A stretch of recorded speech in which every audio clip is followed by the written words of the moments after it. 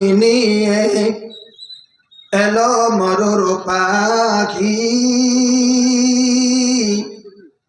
বিশ্বজাহান তারই রূপে মিলল আবার আখি।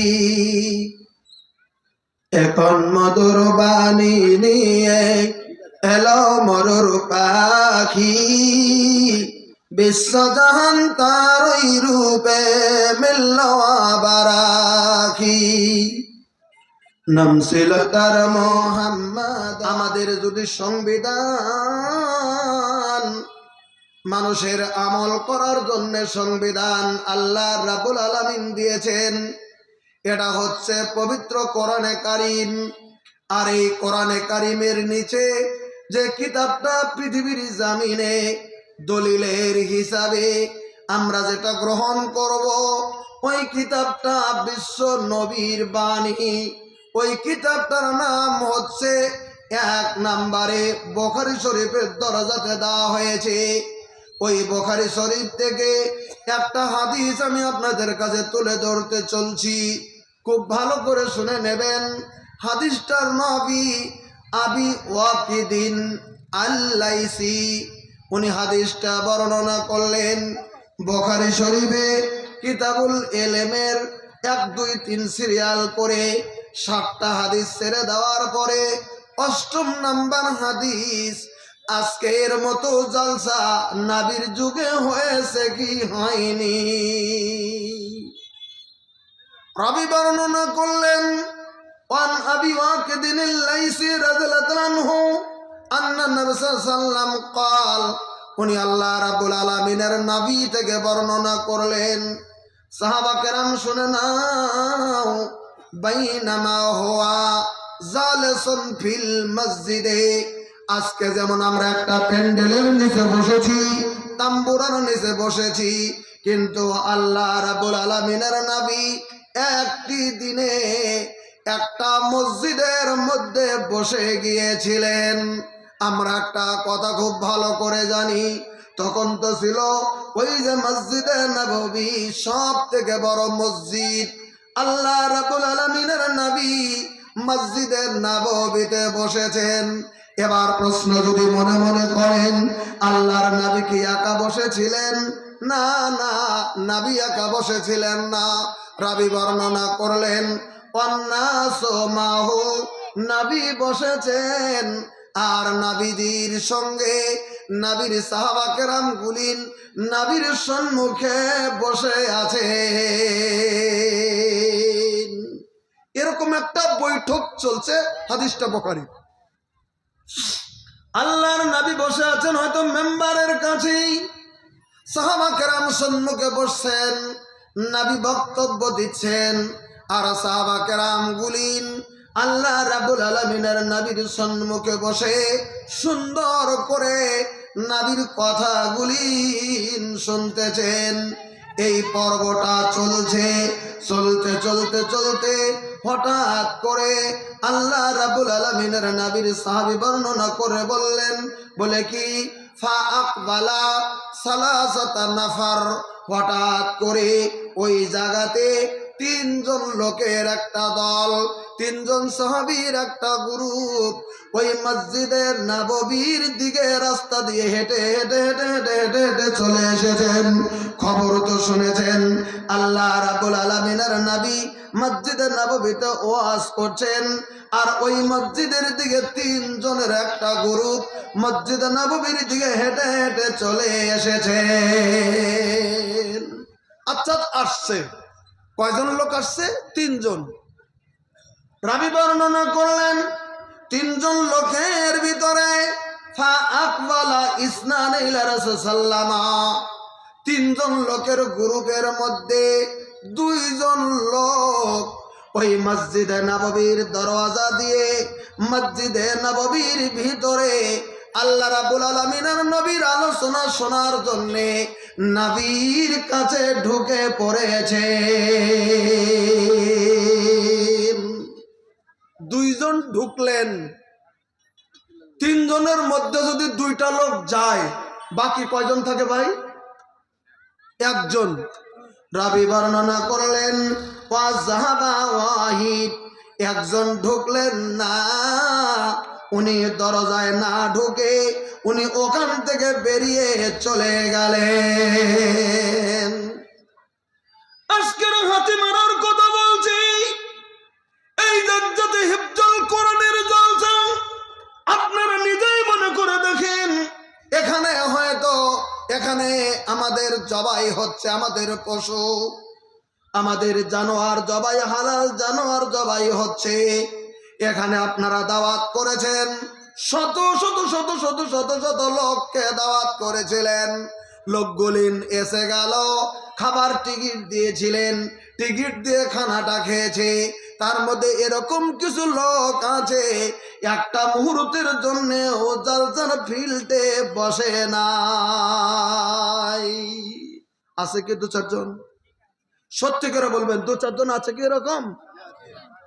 আমার ভাইরা, বিরাট বড় আফসোসের কথা বলছি। একবার একটা জালসায় গেছিলাম হরিশ্চন্দ্রপুর থেকে ভিতরে, জায়গাটার নাম মনে নাই, তবে একটু ভিতর দিকে, অনেক মোটামুটি ধরেন 2-3 বছর হয়ে গেল। আমি আছি প্রধান বক্তা, সেখানেও ছিলাম।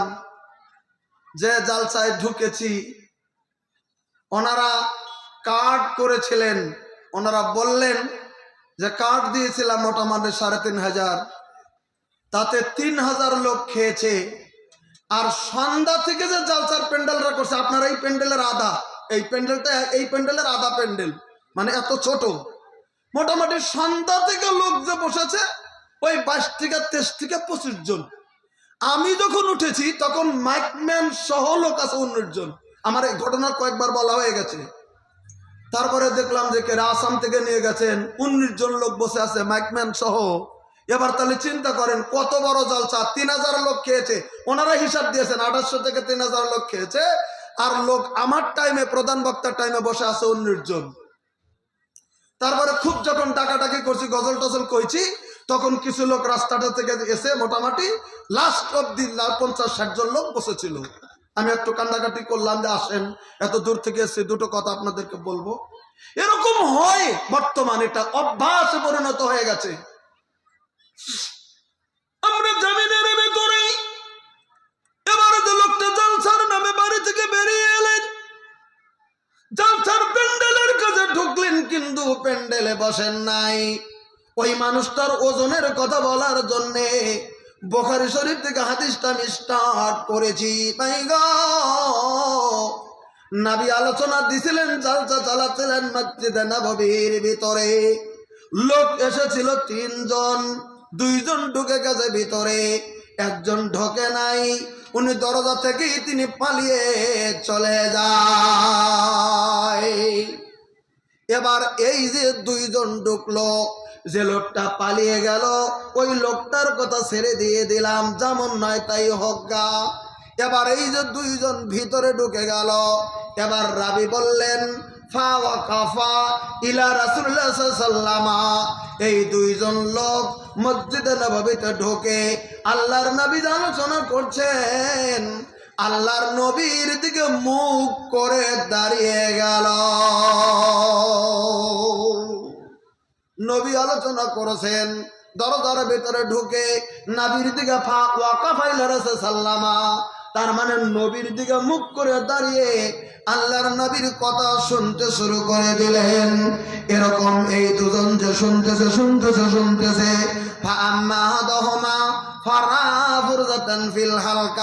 হঠাৎ করে একজন মনে মনে মনে মনে মনে মনে মনে মনে বলতেছেন, কি রে, বাড়িতে থেকে যদি এসে গেছি মসজিদে নববীর ভিতরে নবীর আলোচনা শোনার জন্য, তাহলে আমি আমার দরজায় যে দাঁড়িয়ে গেলাম, না না না, আমি দেখি গো আল্লাহ রাব্বুল আলামিন আর নবী যে জায়গায় বসে আলোচনা করছেন, নবীজির কাছাকাছি কোনো জায়গা তো পাই নাকি।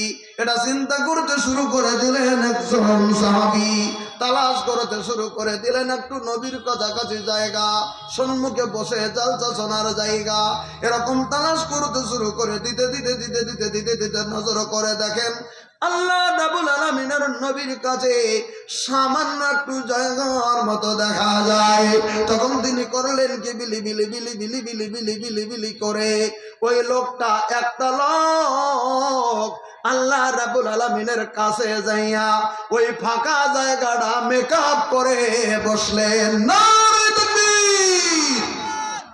ফাঁকা জায়গা মেকআপ করে কয়জন লোক বসছে ভাই? দেখি কতটুকু বুঝছেন, কয়জন? বুঝেননি আসামের ভাষা, বুঝতে পারেনি?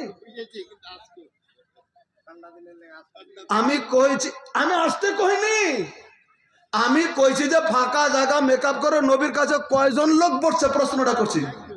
একজন।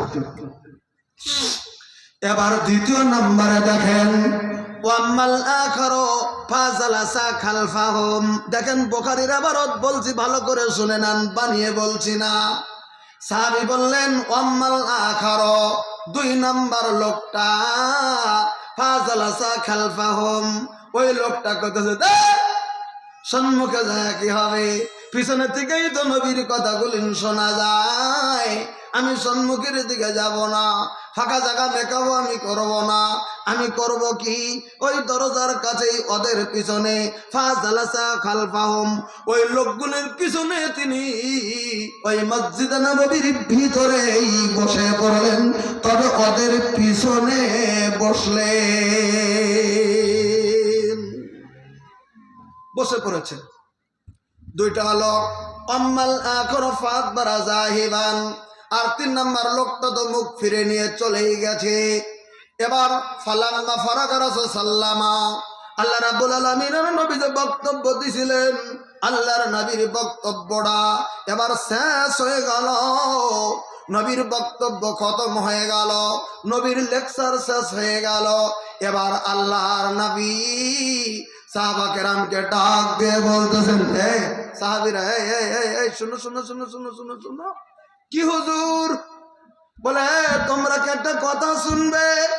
আলা উখবিরকুম আনিন নাফারিস সালাসা, আজকে মসজিদে নববীর দরজায় যে তিনজন লোক চলে এসেছিল, আমি কি তোমাদেরকে খবর দিব গো এই তিনজন লোক সম্পর্কে? ইসলামে কার স্থান আল্লাহ রাব্বুল আলামিন কোথায় রেখেছে? সাহাবা কেরাম বললেন হুজুর বলে দিন। তখন আল্লাহ রাব্বুল আলামিনের নবী বললেন ফাম্মা আহাদুহুম ফাআওয়া ইলাল্লাহ ফাআওয়াহুল্লাহ। আমার ভাইরা, আল্লাহ রাব্বুল আলামিনের নবী বললেন সাহাবীরা শোনো, ওই যে প্রথম ব্যক্তি যিনি মসজিদে নববীর দরজার ভিতরে ঢুকে আমি নবী আমাকে মোহাব্বত করে, আল্লাহ রাব্বুল আলামিনকে মোহাব্বত করে গো, আল্লাহ রাব্বুল আলামিনের দ্বীনকে মোহাব্বত করে, আমি নবী আমারকে ভালোবেসে যাইয়া ওই জায়গাটা মেকআপ করে আল্লাহ রাব্বুল আলামিনের আশ্রয় কামনা করেছেন। ফাআওয়াহুল্লাহ, আমি নবী তোমাদেরকে জানিয়ে দিলাম ওই প্রথম ব্যক্তিকে স্বয়ং আল্লাহ তাআলা তার রহমতের দ্বারা আশ্রয় দান করে দিয়েছেন। নারে তাকবীর! ওই লোকটাকে আশ্রয় দিয়েছেন বলে আল্লাহর নবী নিজে বলেছেন, আমি শুধু নকল করে কথাটা বললাম। এবার দ্বিতীয় নম্বরে নবী বললেন ওয়াম্মাল আখারু ফাস্তাহিয়া, দুই নাম্বার ব্যক্তির কথাটা মনে আছে, সামনে জায়গা থাকতেও তিনি পিছনে বসেছেন। নবী বললেন ওয়াম্মাল আখারু ফাস্তাহিয়া, উনি লজ্জাবোধ করেছেন, সামনে কেন আমি যাব, আমি পিছনেই বসে নেব, আমি সামনে যেতে আমার ভালো লাগছে না, কারণ কি গো আমাকে নবী দেখবে, আমার শরম করে আমি পিছনেই থাকি। কিছুগুলো লোক আছে গেছে জামিনের ভিতরে। আপনাদের এখানকার কথা আমি বলছি না, আমি আসামের কথা বলছি। কিছুগুলো লোক আছে অল্প সময়ের জন্য জালসা শুনতে যায়, কিন্তু খুব উনি ঘন ঘন বিড়ি খাওয়ার অভ্যাস আছে। এবার সামনে যদি বসে একটু পরে যদি নেশা উঠে যায় তাহলে তো খুব জুলুম হবে। ওই জন্য পিছনে বসে তাড়াতাড়ি যেন চলে যেতে পারে, নিজের নেশা মিটানের জন্যে হয়তো একবারে পিছনের দিকে বসে ওখান থেকেই চলে যায়। এরকম কিছু লোক আছে। আপনাদের এই জালসার কথা আমি বলছি না, কিছু কিছু কিছু কিছু কিছু কিছু জায়গাতে এরকম অভ্যাসের কিছু লোক বসে যায়। না না না না না, আজকে মাসলাটা জেনে নেন, এরপরে যদি কোনোদিন জালসা যদি শুনতে আসেন, আজকের কথা শুধু বলছি না, আজকের পরে যদি জীবনে কোনোদিন যদি জালসা শুনতে যান, জালসাতে 10 মিনিট থাকেন আর 15 মিনিট থাকেন, 20 মিনিট থাকেন আর 50 মিনিট থাকেন, 1 ঘন্টা থাকেন আর 2 ঘন্টা থাকেন, জালসায় যাওয়ার পরে প্রথম যদি ঢোকেন তাহলে সামনের জায়গাটা মেকআপ করে বসবেন। যদি 10টা মিনিটও বসে থাকেন, নবী বলেছেন আপনি আল্লাহর রহমতে আছেন। কথাটা বোঝা গেছে কি? আজকে তো আপনারা আগেই বসেছেন, এখন আমি আগাতে বলছি না, আজকে ঠান্ডার ব্যাপার, আমি এখন আগাতে বলছি না আপনারা আগে বসেন সেটা বলছি না, আগেই তো আপনারা বসছেন, মধ্যে থেকে উঠে গেছে, আপনার কি দোষ? আপনি মেকআপ করে বসবেন, তারপর যদি মধ্যে থেকে উঠে যায় সেটা তাদের ব্যাপার, আপনাদের দোষ নাই। সেটা কত মশলাটা বোঝা গেল তো না? প্রথম আপনারা মেকআপ করে বসবেন, বাস। ওই কথাটা বলছিলাম, আল্লাহ রাব্বুল আলামিনের নবী দ্বিতীয় বাক্য করে বললেন, ওয়াম্মাল আখিরা ফাস্তাহিয়াওয়া ফাস্তাহিয়াল্লাহু মিনহু। আমি নবী তোমাদেরকে জানিয়ে দিলাম, 2 নম্বরে যে ব্যক্তি লজ্জাবোধ করে উনি দূরে বসেছেন, আল্লাহ রাব্বুল আলামিন ওই লোকটাকে লজ্জাবোধ করে আল্লাহ রাব্বুল আলামিন লোকটা থেকে লজ্জাবোধ করেছেন। নিজে যদি ইসলাম থেকে দূরে কেউ থাকতে চায়, আল্লাহ তাকে দূরেই রেখে দেয়। 3 নাম্বার আল্লাহ রাব্বুল আলামিনের নবী বললেন, ওয়াম্মাল আখিরা ওই 3 নাম্বার লোকটি উনি যে ভিড়লেন না, উনি যে চলে গেলেন, আল্লাহ রাব্বুল আলামিন নিজে ওয়াক্তিকা মুক্ত, নিজে আল্লাহ রাব্বুল আলামিন ফিরে নিয়েছেন। আমার ভাইরা, আজকের বৈঠকে ক্লিয়ার বলছি, বাড়ি থেকে জালসার নামে যারা চলে এসেছিল, তুমি ধনী হওয়ার গরিব হও, তুমি কোটিপতি হওয়ার তুমি ভিখারি হও, দত্ত কণ্ঠে বলছি আল্লাহর নবীর ফতোয়া, তুমি যদি বাড়িতে থেকে তুমি জালসার নামে এসেছো, তুমি 3 পাল্লা ভাত খাওয়ার 4 পাল্লা খাও, জেলাপি খাওয়ার তুমি মিষ্টি খাও, তুমি যদি জালসার প্যান্ডেলে যদি একটা বারের জন্য যদি তুমি বসনি, ওখান থেকেই যদি তুমি ফিরে গিয়েছো, আল্লাহ রাব্বুল আলামিনের নবী বললেন, আল্লাহ রাব্বুল আলামিন তোমার কাছ থেকে আল্লাহ রাব্বুল আলামিনের চেহারা ফিরিয়ে নিয়েছে। বুখারীর হাদিস, আমার পার্সোনাল কোনো বক্তব্য নাই, আমার পার্সোনাল ফতোয়াও নয়। আমার ভাইরা, ওজন্য 13 ঘন্টা বলে দিচ্ছি, কেউ যদি জালসার প্যান্ডেলে 2 মিনিটের জন্য বসার মতো যদি আপনার সময় যদি জোটে নাই, আপনি বাড়ির থেকে বউকে কহিয়া জালসার নামে আসিয়েন না, জালসায় যাও। কেন আসে? শুধু খাওয়ার জন্য? মাংস 1 কেজি কিনে না বাড়িতে খাইন, বাস, ভেজাল তো শেষ। আজকে থেকে আবার কমিটি লেগে যাবে, এতদিন তো খাইবার জন্য আসছে, তাও আপনি আসবার দেবেন, আমি সেটা বলিনি। আসুক, খাই যাক, কিন্তু 2 মিনিট বসে যান, প্যান্ডেলটা দেখে যান, বাস। 2টা হাদিস শুনে যান, যতই জানা থাক, একটা মাসলা শুনে যান, জেনে যান, বাস। একটা কথা বলছি খালি, প্রত্যেকটা জালসাতেই বলে দিয়েছি আমি, এটা এই বছরই বলেছি, আগে বলিনি। আপনাদের কাছে বলতে চলছি, এটা তাহফিজুল কোরআনের জালসা, হিফজুল কোরআনের জালসা, যেখানে কোরআনের হাফিজ হয়, যেখানে কোরআন তেলাওয়াত হয়। একটা প্রশ্ন করতে চাই, চাকুলিয়ার মাটিতে, এই হাতিমারার মাটিতে, সেদিন আমি বলে দিয়েছিলাম সুন্দর করে, আজকেও বলে দিতে চলছি, এটা হচ্ছে পবিত্র কোরআনে কারিম। আজকের ফিল্ডের ভিতরে বলছি, লজ্জা করিয়েন না আপনারা।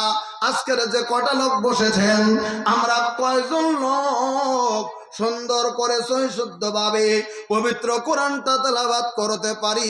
মেহেরবানি করে একটু হাতটা তুলে দিন, দেখি একটু কয়জন কোরআনটা পড়তে পারি। লজ্জা করেন না, শরমের কোনো কারণ নাই। 1 2 3 4 5 6 7 9। মোটামুটি ধরে নেন আপনারা 100 জন লোক আছেন, এখন হাতটা নামান।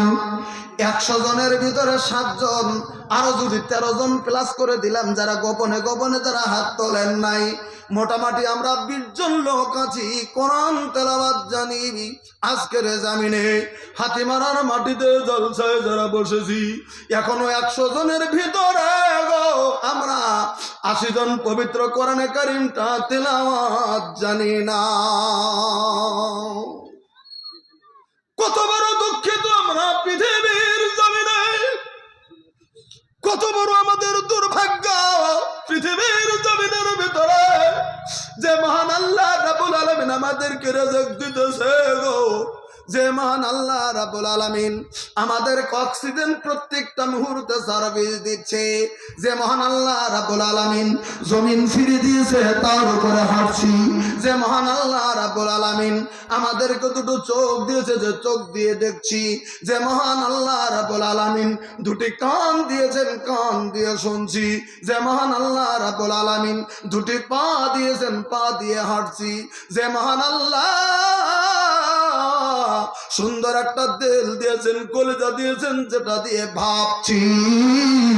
এত জিনিস দেওয়ার পরে ওই মহান আল্লাহ একটা সংবিধান দিয়েছেন, আমরা কেমন করে চলবো পৃথিবীর জমিনে, এই সংবিধানটা একটা বারো হাতে নিয়ে তেলাওয়াত করে দেখলাম না। আল্লাহ রাব্বুল আলামিন কোরআনে কারিমের ভিতরে কোন কথা বলেছে? আমরা জমিনের ভিতরে কত দুর্ভাগ্য পৃথিবীর জমিনে। ভাই গো, আপনারা কোরআন পড়তে জানলেন না, সূরা পড়তে জানলেন না, কোরআন কোনদিন খতম করতে পারলেন না। আমরা কেমন মুসলমান গো, আল্লাহ রাব্বুল আলামিনের কোরআনটা কোনদিন পড়ে দেখলাম না।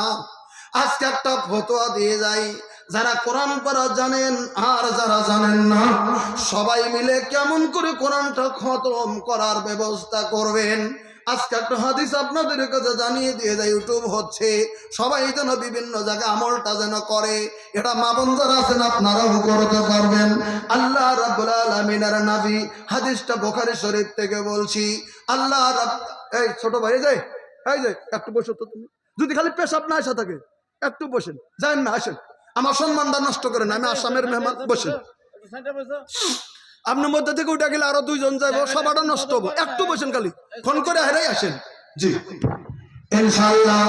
এবি তো শেষের দিকে, আমি আগেই কইছিলাম যে সময়টা একটু এদিকে ছাটায় দেন, কিন্তু ককেরা যাবো, বক্তাও আছে, সবাও আছে, কালেকশন আছে, করতে তো হবে, বুদ্ধি তো নাই।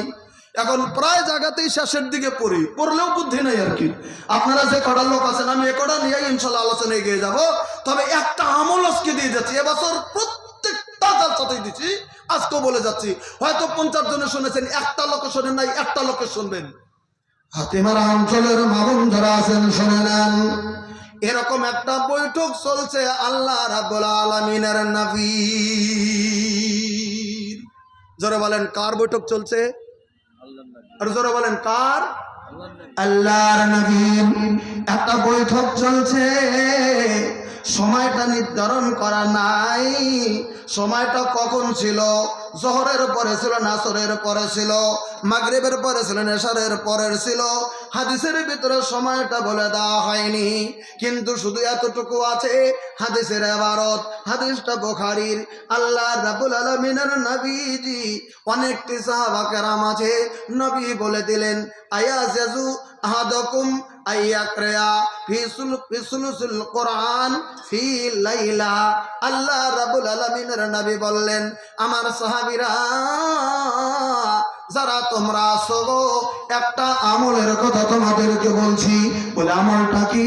বলে আয়াজ জাহাদকুম, তোমাদের মধ্যে কি কেউ পারবে? কারোই কি সম্ভব হবে? বলে কি হুজুর? বলে আইয়াকরা ফি সুলুসুল কোরআন ফি লাইলাতিন, কেউ কি পারবে এই একটা রাত্রিতে বিছানায় যখন শুয়ে যাবে, তোমরা যখন রাত্রে বিছানায় শুয়ে যাবে, বিছানায় শুয়ে যাওয়ার আগে এই যে কোরআনে কারিমটার 3 ভাগের 1 ভাগ, 3 অংশের 1 অংশ তেলাওয়াত করে বিছানায় শুয়ে যেতে পারবে। নবী বলে দিলেন, কেউ কি পারবে? সাহাবা কেরাম আমতা আমতা করতেছে। আপনারা সবাই জানেন এখন তো অনেকেই ভুট্টার আবাদ করেন, অনেকেই ধানের আবাদ করেন। ধান নালেই আপনারা ক্ষেত জোগাড় করেছেন, কোটা জোগাড় করেছেন, ধানের আবাদ করেন, ভুট্টার আবাদ করেন, বিভিন্ন আবাদ করেন। কেউ রিক্সা চালান, কেউ ঠেলা চালান, কেউ কুলির কাম করেন, কেউ রাজমিস্ত্রির কাম করেন, কাঠমিস্ত্রির কাম। সারাদিন কাম করার পরে ওই সন্ধ্যাবেলাতে মাগরিবের পর ভাগে যখন বাড়ির ভিতরে যখন চলে এসেছেন, তারপরে খাওয়া দাওয়ার ব্যাপার আছে, এশারের নামাজের ব্যাপার আছে, এমনি রাত্রি হয়ে যায় দোকানপাট বাজার করার জন্যে। তারপরে বিবির কাছে যান, দুটি কথা বলবেন, শুইবেন। কেমন করে এই কোরআনের 3 ভাগের 1 ভাগ তেলাওয়াত করতে পারবেন? এটা বড় কঠিন।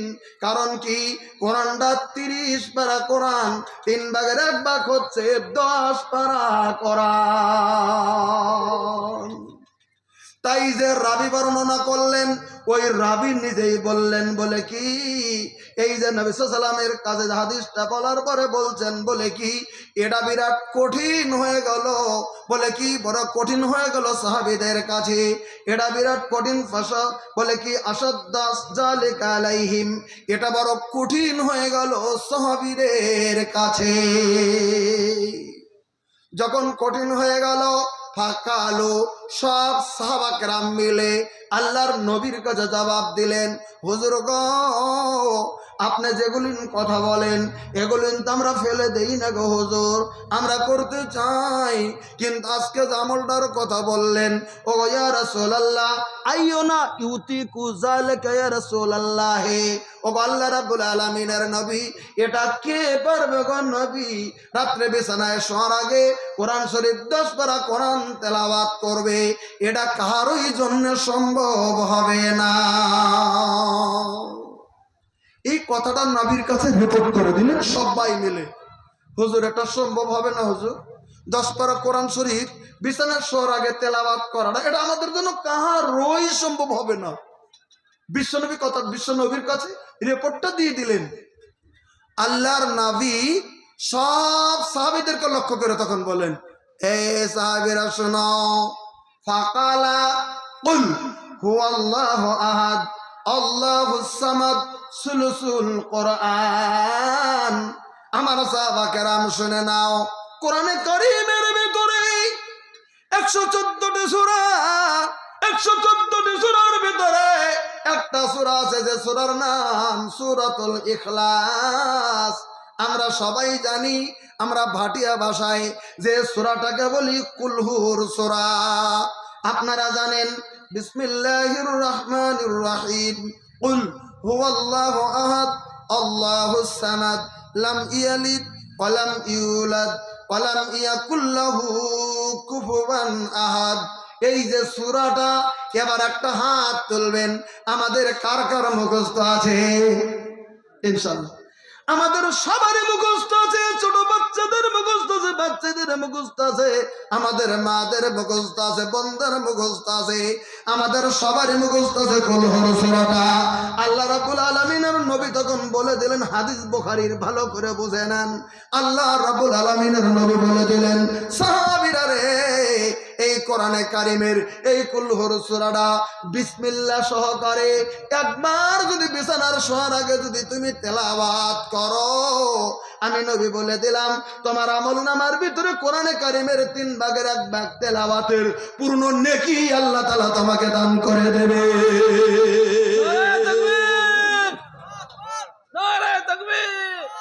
আমার ভাইরা, এবার বিসমিল্লাহ সহকারে যদি 3 বার তেলাওয়াত করে কুলহুর সূরা, আগে বিসমিল্লাহ বিসমিল্লাহ পড়বা। কুলহুর সূরাটা যদি আমি 3 বার যদি তেলাওয়াত করি বিছানায় শুয়ে যাওয়ার আগে, আল্লাহ রাব্বুল আলামিন গো এক পূর্ণ কোরআন শরীফ, সব পূর্ণ কোরআন শরীফ খতমের নেকি আল্লাহ তাআলা আমলনামার ভিতরে দান করে দেবে।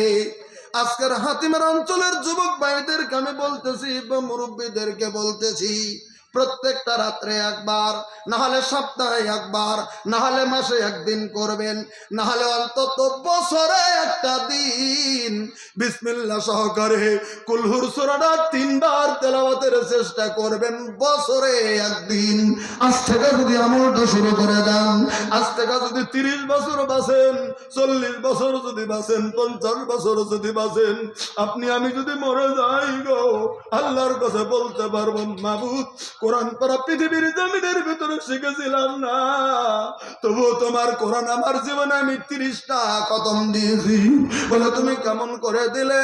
বলে তোমার হাবিব হাদিস বলে দিয়েছিল, আমি বিছানার শোয়ার সময় আমি 3 বার করে কুলহুর সূরাটা তেলাওয়াত করেছি। আমার ভাইরা, আমার মা বোনও চেষ্টা করবেন আমলটা করার জন্য।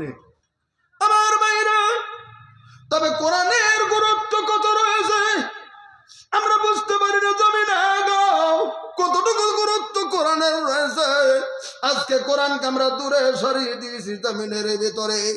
আমরা কোরআনকে দূরে সরিয়ে দেওয়ার জন্য আজকে আমাদেরকে আল্লাহ রাব্বুল আলামিন আমাদের প্রতি রহম দেয়। জমিনের ভেতরে থেকে যেমন আমাদের কাছ থেকে যেমন উঠে যায়, টাকা আলাদা কথা, আর রহম আর দয়া পৃথিবীর জমিনে আলাদা।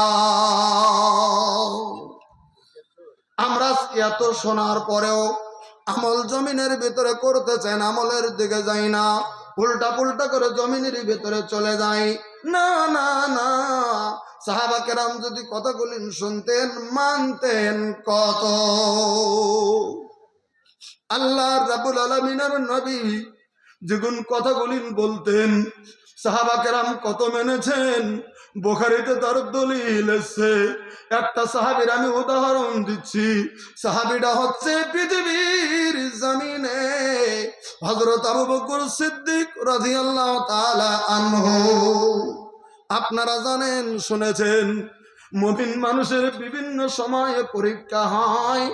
আল্লাহ রাব্বুল আলামিনের নবীদেরও পৃথিবীর জমিনে পরীক্ষা হয়। কারণ মুমিন হলেই পরীক্ষা জমিনের ভিতরে শুরু হয়ে যায়। আমাদের নবী জন্মগ্রহণ করেছেন মক্কাতুল মুকাররমাতে। 1 বছর নয়, 2 বছর নয়, 53 বছর জিন্দেগির কাটিয়ে দিয়েছেন মক্কাতুল মুকাররমাতে। অথচ সেই নবী মক্কায় থাকতে পারে নাই, জীবন নিয়ে টানাটানি। আমাদের বিশ্ব নবী মক্কা থেকে হিজরত করে মদিনাতুল মুনাওয়ারাতে চলে গিয়েছিলেন। এখানে একটা ইতিহাস লেখে, বুখারী শরীফের হাদিসের সব সন্নিবিষ্ট করা আছে। আল্লাহ রাব্বুল আলামিনের নবীর কিছু সাহাবা কেরাম, নবীর যেদিন 53 বছর পড়লো মক্কায়, হঠাৎ করে কিছুগুলি সাহাবী মক্কায় তিষ্ঠে না পারে, তারা হিজরত করে নবীর কাছে বলে বলে বলে বলে বলে বলে আফ্রিকার মাটিতে চলে গিয়েছিলেন, যেটাকে হাবস বলে আরবিতে। হাবসে তারা হিজরত করেছিলেন, আফ্রিকাতে হিজরত করেছে। ওই একদিন হযরত আবু বকর সিদ্দিক রাদিয়াল্লাহু তাআলা আনহু নবীর কাছে মসজিদে নববী, নবীর কাছে চলে গেছে মক্কাতে। ওই আল্লাহ রাব্বুল আলামিনের নবী যেখানে ছিলেন সেখানে চলে গিয়েছেন। হুজুর, হুজুর কি হিজরতের অনেক নেকি আছে হুজুর, মক্কায় টিকতে পারি না, কঠিন, আমি হিজরত করতে চাই হাবশের মাটিতে। সব যারা যারা যেতে চাইছিল আল্লাহ রাব্বুল আলামিনের নবী অনুমোদন দিলেন, যাও যাও যাও। আবু বকর যে মুহূর্তে বলছে, বুখারীতে হাদিস আছে, আবু বকরকে তখন আল্লাহ রাব্বুল আলামিনের নবী বললেন, আবু বকর তুমি থেমে যাও রে। আবু বকর, একবার সুবহানাল্লাহ বলেন। কোন সাহাবীকে নবী বললেন না, আবু বকরকে বললেন তুমি থেমে যাও রে আবু বকর। তুমি জানো না রে, অচিরেই দুয়েকের ভিতরে আল্লাহ রাব্বুল আলামিন আমাকে মনে হয় হিজরতের হুকুমটা দিয়ে দেবে। আবু বকর তুমি থেমে যাও, আমার মনে হয় আমাকে হিজরতের হুকুম দেবে। কেন রে আবু বকর?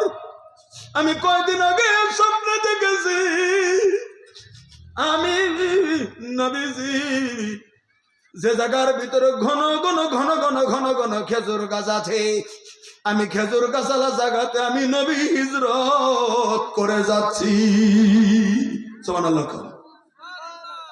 আল্লাহ যদি আমাকে স্বপ্নে দেখাইছে, আমার মনে হয় আমাকে অচিরে হিজরতের হুকুম আল্লাহ রাব্বুল আলামিন দেবে।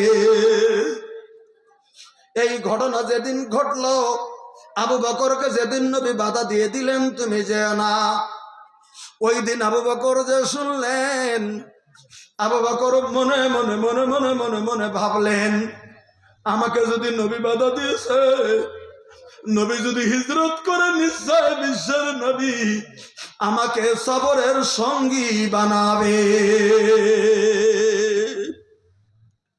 আল্লাহ রাব্বুল আলামিনের নবী আমাকে সবরের সঙ্গী বানাবে, এই কথা বলে আবু বকর ওই মুহূর্ত ওখান থেকে বাড়িতে যাইয়া যেগুলিন সবরের উট গুলিন ছিল আবু বকরের উট, তার ভিতরে থেকে শক্তিশালী দুটি উট আবু বকর আলাদা করে নিলেন। আলাদা করে নিয়ে ওই দুটি উটকে কাম কাজ ছেড়ে দিয়ে ওই যুগের দামি একটা গাছের পাতা, যেটা খুব দাম, খাইলে শরীরে শক্তি হয়, ওই গাছের পাতাগুলি খিলাইতে শুরু করে দিল। জোরে একবার সুবহানাল্লাহ কন। তার ভিতরে একটা উটের নাম ছিল কাসওয়া, যেটার পিঠে হিজরত করে আল্লাহ রাব্বুল আলামিনের নবী মক্কা থেকে মদিনাতুল মুনাওয়ারাতে চলে গিয়েছিলেন। বুখারীতে তার নাম উল্লেখ আছে কাসওয়া। ওই পিঠের উঠে ওই উটের পিঠে উঠে আল্লাহ রাসূল সাল্লাল্লাহু আলাইহি ওয়াসাল্লাম চলে গেছিলেন। 4 মাস আগে এই ঘটনাটা ঘটলো। 4 মাসের ভিতরে আল্লাহ রাব্বুল আলামিনের নবীর উপরে আবু জাহাল, আবু লাহাব, উতবা, সাইবার দলের এত খফান্বিত হয়ে গেল। কোরআনে কারীমের ভিতরে আয়াত সন্নিবিষ্ট রয়েছে সূরা আল-ফানের, সূরা আনফাল একটা আয়াত রয়েছে, তার 30 নম্বর আয়াত আপনারা নজর করে দেখিয়েন, সেখানে সন্নিবিষ্ট করা আছে। আল্লাহ রাব্বুল আলামিন বলে দিয়েছিলেন, নবী ওই দারুন নাদওয়া যেখানে 12 জন লিডার বসেছিল, একজন আবু জাহেল, একজন আবু লাহাব, আর একজন নজর ইবনে হারেসা, আর একজন আবু সুফিয়ান, আর একজন উকবা বিন মুইত, এরকম করে করে করে করে করে করে করে করে 12 জন ওই যে গোষ্ঠীর বড় বড় নেতারা বসে সেদিন সিদ্ধান্ত করেছে।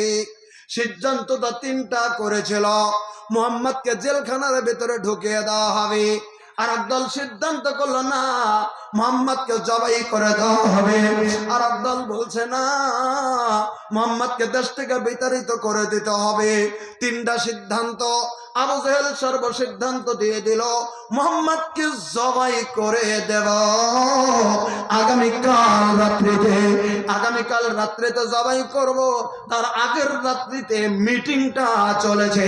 যখন মিটিং হয়ে গেল, সকালবেলাতে হযরতে জিবরিল আল্লাহ রাব্বুল আলামিন পাঠিয়ে দিলেন, জিবরিল তুমি যাও যাও তুমি যাও, আমার হাবিবকে খবর দিয়ে দাও, আগামীকাল হাবিবের ঘরটা ঘেরাও হয়ে যাবে। দারুন নাদওয়া সিদ্ধান্ত করেছে, নবীর ঘর তোমার ঘর ঘেরাও হয়ে যাবে। আগামীকাল রাত্রিতে তোমাকে মক্কা ছেড়ে মদিনায় চলে যেতে হবে। সকালবেলা জিবরিল নবী সাল্লাল্লাহু আলাইহি ওয়াসাল্লামের কাছে বলে গেলেন, নবী তীক্ষ্ণ বুদ্ধি দিয়ে কেমন করে বেরিয়ে যাবেন প্ল্যান নবী করছেন। হযরত আয়েশা সিদ্দিকা রাদিয়াল্লাহু তাআলা আনহা বলেন, হাদিসটা বুখারীতে বর্ণিত আছে, হযরত আয়েশা সিদ্দিকা বলেন, আমরা কয়জন আমাদের বাড়িতে আছি, ইন্দামিন সময় ঠিক দুপুর বেলাতে একটা লোক এসে আমাদের বাড়িতে আমার আব্বাকে ডাকছে, ওরে আব্দুর রহমানের বাবা আবু বকর, ওরে আবু বকর তুমি শুনে নাও, বলে কি আমি বিশ্বের নবীকে দেখলাম, বিশ্বের নবী তার মাথাটা ঢেকে দিয়ে, তার মুখটা ঢেকে দিয়ে তোমার বাড়ির দিকে আসছে। হযরত আবু বকর বললেন, মাথা ঢেকে যদি দুপুর বেলা তো নবী আমাদের বাড়িতে কখনোই আসেন না, নাবি সকালে আসেন রাত্রে আসেন, নাবি যদি দুপুর বেলাতে মাথা ঢেকে আসছেন, আল্লাহ আল্লাহর নবী আমার বাবা আল্লাহর নবীর জন্য কোরবান হয়ে যাক। আমি আবু বকর বলছি নিশ্চয় কোনো বড় কাজের কথা মনে করে আল্লাহর নবী আমার বাড়িতে ঢুকতেছে। এই কথা বলে দিলেন। ইন্দামিন সময় আল্লাহ রাব্বুল আলামিনের নবী আবু বকরের ঘরের দরজার ভিতরে টোকা মেরে দিলেন, আবু বকর দরজা খুলে দাও। ফাস্তাজান বকরিতেছে। হযরত আয়েশা বলেন নবী হুম হুম করে ঢোকে নাই, নবীর বিবি আছে আবু বকরের বাড়িতে, তবুও নবী হুম হুম করে ঢুকে গেলেন না। নবী আগে আবু বকরের বাড়ির দরজা যা পারমিশন চাইলেন, আমি কি তোমাদের বাড়িতে ঢুকতে পারবো কি না। দেখেন আমরা পুরুষ মানুষ, হাতিমারা অঞ্চলের মানুষ, সাকুলিয়া অঞ্চলের মানুষ, আমরা ভর ভাইয়ের বাড়িতে চলে যাই, শ্বশুর বাড়িতে চলে যাই, চাচার বাড়িতে চলে যাই, মামার বাড়িতে চলে যাই, আগে যায় দরজায় দাঁড়িয়ে যাই না, যাই কি না? আমরা হুম্মত করে ঢুকে যাই, গুম্মত করে ঢুকে যাই, ডাইরেক্ট যায় ঢুকে যাই, গলার সাউন্ডও দেই না, সালামও দেই না। এই অভ্যাস আমাদের নাই। হুম করে ঢুকে গেলাম। আল্লাহ রাব্বুল আলামিনের নবী তার বিবি আছে আবু বকরের বাড়িতে, আবু বকর শ্বশুর শাশুড়ি আছে, তাও ঘরের পাশে যা দাঁড়িয়ে গেলেন। বকরের দাদিসে আয়েশা বলেন ফাস্তাদিন, আল্লাহ রাব্বুল আলামিনের নবী অনুমতি চাইলেন ভিতরে ঢোকার জন্য। আয়েশা বলেন ফাউজিনাল্লাহু, নবীকে ইজাজত দেওয়া হলো। নবীকে যখন ইজাজত দেওয়া হলো, আল্লাহ রাব্বুল আলামিনের নবী তখন আমাদের বাড়িতে ঢুকে পড়লেন। একটাবার সুবহানাল্লাহ কই। নবী অনুমতি নিয়ে ঢুকলেন। মাসলাটা মনে রাখেন পুরুষ ভাই যারা আছেন, নবী অনুমতি নিয়ে ঢুকলেন। নবী যদি ঢুকে গেলেন, এবার আবু বকরের সঙ্গে দেখা হয়ে গেল। কারণ আবু বকর আগে থেকে রেডি হয়ে আছে, শুনেছেন নবী আসতেছেন। নবী বললেন আবু বকর, আবু বকর। কি হুজুর? আবু বকর রে, আজকে তোমাদের বাড়িতে যদি কেউ যদি থেকে যায় বাইরে লোক, তুমি তাদেরকে তুমি এখান থেকে তুমি সরিয়ে দাও। আবু বকর জবাব দিলেন হুজুর, এই মুহূর্তে যে রুমে আমরা বসবো ওই জায়গায় কেউ নাই, শুধু একজন আছে, আর সেটা হচ্ছে আপনার গৃহিণী হযরতে আয়েশা। আপনার বিবি ছাড়া কেউ নাই হুজুর, আসুন। আল্লাহর নবী গেলেন। নবী আস্তে আস্তে বলছেন আবু বকর রে, আল্লাহ রাব্বুল আলামিন আমাকে হিজরতের আদেশ করেছেন। আজকে রাত্রিতে আমি নবী বেরিয়ে যেতে চাই। হযরত আবু বকর বললেন হুজুর, আপনার সফর সঙ্গে কি আপনি আমাকে বানাবেন? আমাকে কি নিয়ে যাবেন? আল্লাহ রাব্বুল আলামিনের নবী বলেন আবু বকর রে, আমি নবী যে হিজরত করব, আমার সঙ্গী সফর তুমি আবু বকর থাকবে। একবার সুবহানাল্লাহ কোন। তুমি আবু বকর থাকবে আমার সঙ্গে। এই কথাটুকু বলে আল্লাহর নবী আবু বকরের বাড়ি থেকে বেরিয়ে গেলেন আবার নিজের বাড়িতে। লম্বা ইতিহাস রয়ে গেছে। আল্লাহ রাব্বুল আলামিনের নবী চলে গেলেন নিজের বাড়িতে। একটা কথা মনে করেন যে মক্কাতুল মুকাররমার ভিতরে 53 বছর বয়স কাটিয়েছেন, জীবনের উত্তরে সেই জায়গা ছেড়ে যাবেন নবী, দিলের ভিতরে দুঃখ লাগবে কি না? দুঃখ লাগবে না? কত বড় দুঃখ! যে জায়গার ভিতরে পবিত্র কাবা, সব কিছু ছেড়ে যেতে পারলেও নবী কাবা ঘরের প্রতি মুহাব্বত। একজন বক্তা জনাব দেলাওয়ার হোসেন সাঈদী ছিলেন বাংলাদেশের। তিনি একটা ওয়াজ করেছিলেন নবীর হিজরত নিয়ে। তিনি বলেছিলেন, তাফসীর বলেছিলেন, আল্লাহ রাব্বুল আলামিনের নবী কাবাগরের কাছে যা বলতেছে, কাবারে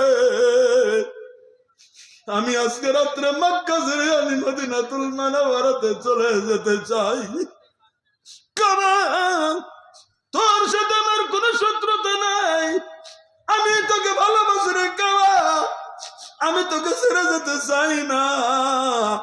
কিন্তু আমার শত্রু, আল্লাহর শত্রু, দিনের শত্রু আবু জেহেল, আবু লাহাবরা আমাকে মক্কায় থাকতে দিল না রে কাবা। কাবা ঘরের সম্মুখে যা নবী চোখের মানে জর্জর করে ফেলছে মদিনায় যাবে বলে, কিন্তু হুকুম হয়ে গেছে আল্লাহর চলে যেতে হবে। মাগরিব পেরিয়ে গেল, নবী আশারের নামাজ পড়লেন, কারণ তখন নবীর প্রতি নামাজ ফরজ হয়ে গেছিল, তার আগেই মেরাজ হয়ে গেছিল। নবী আশারের নামাজ পড়লেন।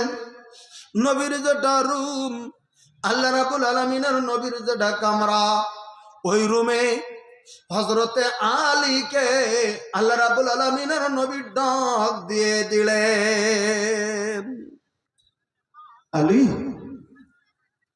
আলী রে, তুই কি জানিস আমার রুম ঘেরাও হয়ে গেছে? ইন্দামের সময় রুম ঘেরাও হয়ে গেছে।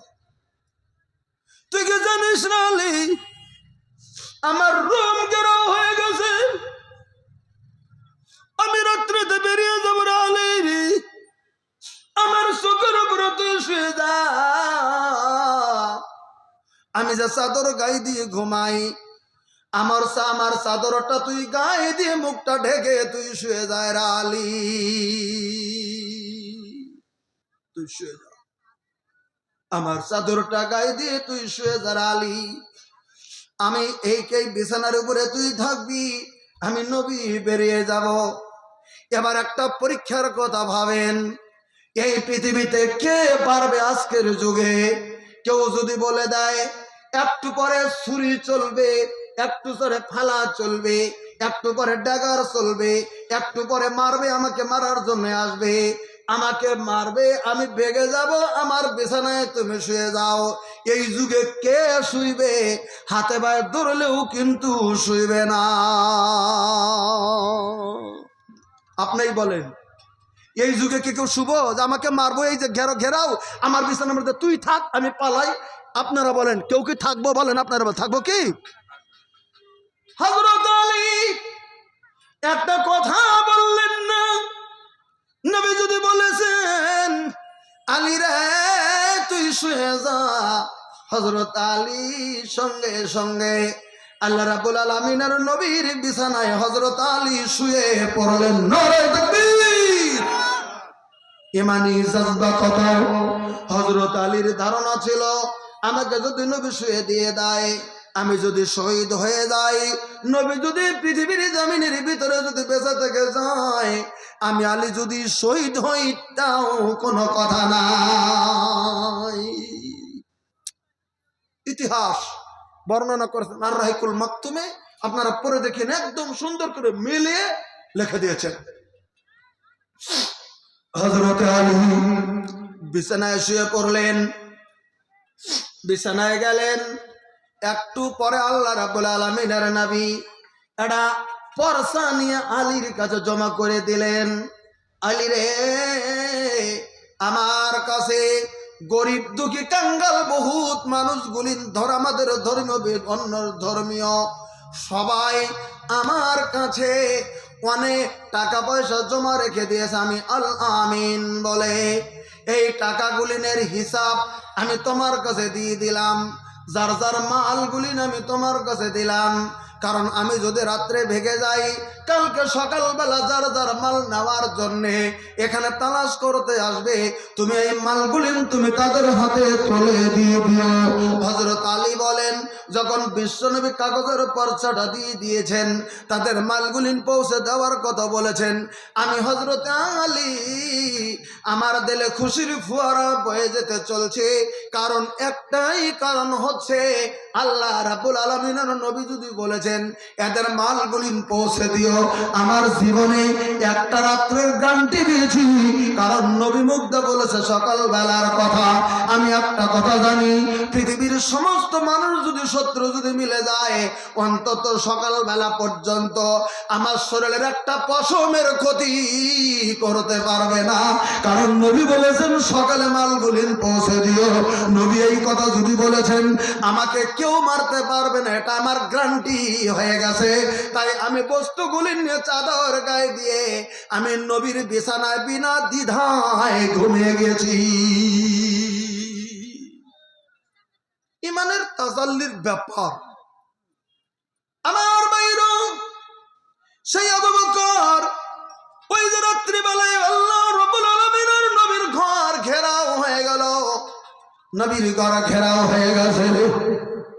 আল্লাহ রাব্বুল আলামিনের নবী রাত্রি আধা রাত্রি পর্যন্ত রুমের ভিতরে ওয়েট করলেন। নবী যখন আধা রাত্রি হয়ে গেল, আল্লাহ রাব্বুল আলামিনের নবী যখন দেখলেন সবাই স্থিমিত হয়ে গেছে, তখন নবী নিজের রুম থেকে বেরিয়ে গেলেন। আল্লাহ রাব্বুল আলামিনের নবী, আল্লাহর নবী রুম থেকে বেরিয়ে যে হাতের ভিতরে ছোট ছোট ছোট ছোট মাটি বা পাথরের কঙ্কর বালু কাগজ হাতের ভিতরে নিলেন।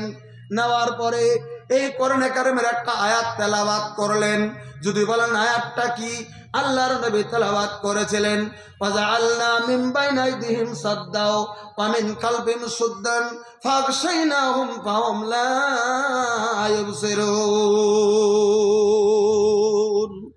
আল্লাহ রাব্বুল আলামিনের নবী তেলাওয়াত করলেন। আল্লাহ রাব্বুল আলামিন আয়াত নাযিল করে দিয়েছিলেন। এই আয়াতটা তেলাওয়াত করে এই যে মাটির ভিতরে ফুঁক দিয়ে এমন করে ছিটিয়ে দিলেন, সমস্ত বেঈমানদের চোখের ভিতরে পর্দা পড়ে গেল। আল্লাহ রাব্বুল আলামিনের নবী তাদের সম্মুখ দিয়ে বেরিয়ে গেলেন। বেঈমানরা নবীর চোখের নবী বেঈমানের চোখের সম্মুখে পড়লেন না। নারে তাকবীর! একটা আমল, এখনো যদি কোথাও বিপদে পড়েন, কোন জায়গায় এরকম বিপদে পড়েছেন, আপনি দোষী নন, তবু একবারে ঘেরাও বিপদের মধ্যে পড়ে গেছেন, বাঁচতে হবে, হাতের ভিতরে বালু নেবেন, আয়াতটা পড়বেন, ওয়াজআলনা মিন বাইনা আইদিহিম সাদ্দাও ওয়া মিন খালফিহিম সাদ্দান ফাগশাইনাহুম ফাহুম লা ইউবসিরুন। সূরা ইয়াসিনের আয়াত মাটির ভিতরে পড়ে দিয়ে বালু দিতে ছিটিয়ে দিয়ে বেরিয়ে আসেন। বের করার মালিক হচ্ছেন আল্লাহ। বের করার মালিক কে? যদি বিপদে পড়ে যান, আমলটা করে দেখিয়েন, সত্য পরিণত হবেই, কোরআনে মিথ্যা নাই। যদি ওরকম বিপদে পড়েন, পড়ে দেখিয়েন, হেফাজতের মালিক তিনি। আমার ভাইরা, নবী বেরিয়ে গেলেন আবু বকরের বাড়িতে। এদিকে তিনি সবকিছু রেডি করে রেখেছেন। ওখান থেকে চলে গেছিলেন ওই যে গারে সূর, যাবেন উত্তর দিকে, নবী চলে গেলেন দক্ষিণ দিকে। ইতিহাস অন্য রয়ে গেছে। আমি শুধু বলে দিতেছিলাম, ওই আবু বকরের মতো সাহাবী নবী যা বলেছেন তাই তো পৃথিবীর জামিনের ভিতরে শুনে নিয়েছেন। নারায়ে তাকবীর! তাই তো তারা আল্লাহ রাব্বুল আলামিনের নবীর সঙ্গী হয়েছেন। আল্লাহ রাব্বুল আলামিন কোরআনে কারিমে বিভিন্ন জায়গাতে আবু বকর সম্পর্কে দুটি তিনটি জায়গাতে আয়াত নাযিল হয়ে গেছে, কারণ আবু বকর মনে ছিলেন আল্লাহ রাব্বুল আলামিনের নবীর সব সময় সঙ্গী হয়েছে। আমার ভাইরা, আমি শুধু বলে দিতে চলছি, আমরাও যদি সেই মানুষ, সেই নবীর উম্মত, পৃথিবীতে কিছু আমল আমাদের এগিয়ে যেতে হবে। যেগুলি আল্লাহ আদেশ করেছেন সেগুলি মানতে হবে, যেগুলি আল্লাহ নিষেধ করেছেন সেগুলি ছেড়ে দিতে হবে। তার নাম পৃথিবীর জমিনে মুমিন। আমি খুতবায়ে মাসনুনায় একটা আয়াত তেলাওয়াত করেছিলাম। আল্লাহ রাব্বুল আলামিন বলে দিলেন, বলে কি, হে পৃথিবীর মানুষেরা শুনে নাও, মান আমিলা সালিহান মিন যাকারিন আও উনসা ফাহুয়া মুমিন ফালা নুহিয়ান্নাহু হায়াতান তাইয়্যিবা। আল্লাহ রাব্বুল আলামিন বলে দিলেন, পৃথিবীর জমিনে যদি কেউ সৎ আমল করে, মান আমিলা সালিহান, কেউ যদি সৎ আমল করে, মিন যাকারিন, হতে পারে পুরুষের ভিতরে, আও উনসা, হতে পারে মহিলাদের ভিতরে, যদি কেউ সৎ আমল পৃথিবীর জমিনের ভিতরে করে মুমিন হয়া, আল্লাহ রাব্বুল আলামিন বললেন ফালা নুহিয়ান্নাহু হায়াতান তাইয়্যিবা, আল্লাহ তাআলা তাকে উৎকৃষ্ট জিন্দেগি স্বয়ং আল্লাহ তাকে দান করে দেবে। নারায়ে তাকবীর। আজকের জমিনের ভিতরে এটা কোরআনের প্রতিষ্ঠান। আমরা যদি মনে মনে মনে মনে মনে মনে যদি ভেবে নেই গো, এই কোরআনের প্রতিষ্ঠানকে আমরা পৃথিবীর জমিনের ভিতরে চালু করে দেব, এই কোরআনের প্রতিষ্ঠানকে প্রফুল্লিত করে দেব, এই কোরআনের প্রতিষ্ঠানকে আমরা সবাই মিলে উঁচু করে দেব। ইচ্ছা করলেই এগিয়ে যদি যাই, আল্লাহ রাব্বুল আলামিন আমাদের হয়তো যদি তেল দেমাগটা যদি কবুল করে নেয়, যে কোরআন পৃথিবীর জমিনের ভিতরে থেকে বিলীন হতে চায়, কোরআনের কানুনগুলো বিলীন হতে চায়, এই মুহূর্তে যদি আমরা কোরআনকে যদি সম্মান করি, কোরআনের প্রতিষ্ঠানকে যদি সম্মান করি, হাফিজদেরকে যদি সম্মান করি, আল্লাহ রাব্বুল আলামিন আমাদেরকে কবুল করে নেবে। জোরে একবার সুবহানাল্লাহ বলেন। জাগা আমরা নসিহত যথেষ্ট শুনেছি সন্ধ্যা থেকে। এবার আমি আপনাদের কাছে একটা কালে হাদিস বলে শেষ দেব। আপনারা বসে, আর আপনারা 15-20 মিনিট সময় বসেন, একটু ধৈর্য ধরুন। খুব লম্বা করতে চাই না, আমি শুধু বলে দিতে চাইছি, আল্লাহর নবী মদিনাতুল মুনাওয়ারাতে হঠাৎ করে একজন যুবক চলে এসেছে নবীর কাছে, হুজুর আমার মা ভালো ছিল, মা ইন্তেকাল করেছে, ইন্না উম্মি ইবতুলিতাত নাফসুহা, আমার মা হঠাৎ করে ইন্তেকাল করে কবরের ভিতরে শায়িত হয়ে গেল। হুজুর ওয়াজুন্নহা লাউ তাকাল্লামাত লাতাসাদ্দাকাত, তবে আমি জানি হুজুর আমার মা যদি বেঁচে থাকতেন অজস্র খরচ করতেন দিনে রাহিলিল্লাহে। আমার মা হঠাৎ করে ইন্তেকাল করছে, আমি তার বড় ছেলে ও আল্লাহ রাব্বুল আলামিনের নবী একটা ফতোয়া জিজ্ঞাসা করতে চাই। ফাহাল্লাহা আজরান ইন আফাতুসাদ্দিক আনহা, আমি যদি মার নামে এই পৃথিবীর জমিনে ফি সাবিলিল্লাহ রাহিলিল্লাতে সামান্য কিছু যদি খয়রাত করি, আমার মা কি সেটা কবরে পাবে কি না? বুখারীতে জবাব এসেছে, আল্লাহ রাব্বুল আলামিনের নবী জবাব দিলেন ফাকালা নাম, আমি নবী জবাব দিয়ে দিলাম, তুমি যদি তোমার মার নামে কিছু খয়রাত যদি তুমি করো, তোমার মা ডাইরেক্ট কবরে নেকিটা পেয়ে যাবে। জোরে একবার সুবহানাল্লাহ বলেন। আমি আপনাদের কাছে বলে দিতে চলছি, একজন কোন ভাইজান যদি মনে মনে মনে মনে ভাবেন আমি এক দুটি কোরআনে কারিম আমি এই মাদ্রাসার জন্য দিয়ে দেবো, হাফিজদের জন্য আমি মাত্র 500 টাকা দেব, একজন ভাই যদি আছেন মার কথা মনে করে 500টা যদি টাকা দেন, আমি হাতটা ধরে দোয়াটা করে দিতে চাইছি, আল্লাহ যেন আপনার মার জীবনের গুনাহ যেন মাফ করে দেয়। মা যদি বেঁচে আছে, আল্লাহ যেন ইমান আমাদের যেন কায়েম রেখে দেয়।